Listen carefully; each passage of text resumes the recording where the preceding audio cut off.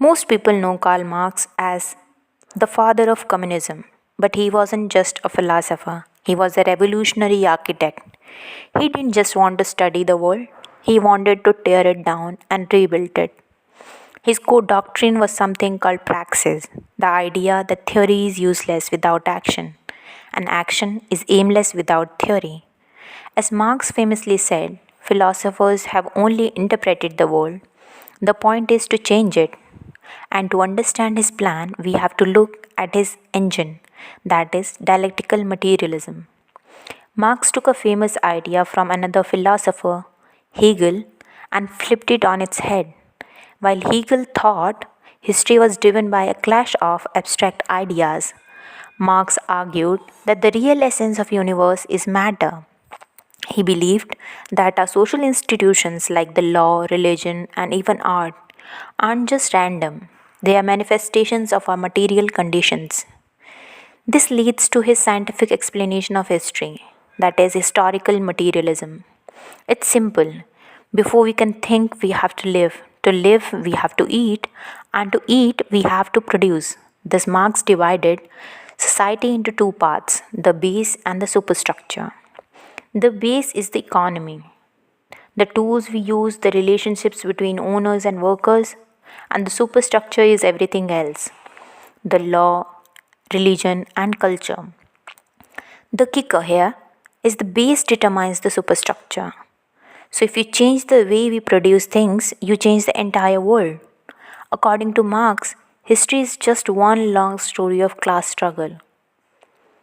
Society is always split into two, the haves, owners, and the have nots, workers. In our modern world, that's the bourgeois and the proletariat. The owners want profit and the workers want to survive. This conflict is the actual engine of human progress. Marx actually admired capitalism's power. He credited it with revolutionizing technology and creating a global market, but he believed it was built on a scam, surplus value. Think of it this way, labor is the only thing that creates value. If a worker produces 100 rupees worth of value but gets paid only rupees 20 in wages, the extra 80 rupees is the surplus value, unpaid labor that goes straight into the capitalist's pocket. The system doesn't just take your money, it takes your soul.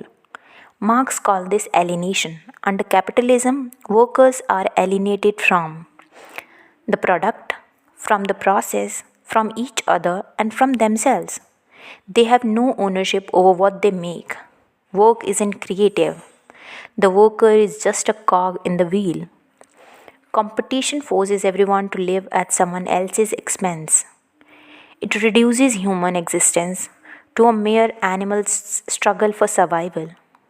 Marx predicted that capitalism would eventually dig its own grave. Why? Because the wealth concentrates in fewer hands, while the masses fall into poverty. Eventually, you get a crisis of overproduction. Too many goods and no one left who can afford to buy them.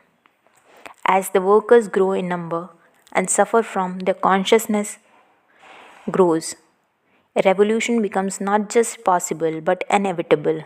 Architect or agitator, regardless of how you view him. Marx's blueprint for understanding the struggle between money and labor continues to shape our world today.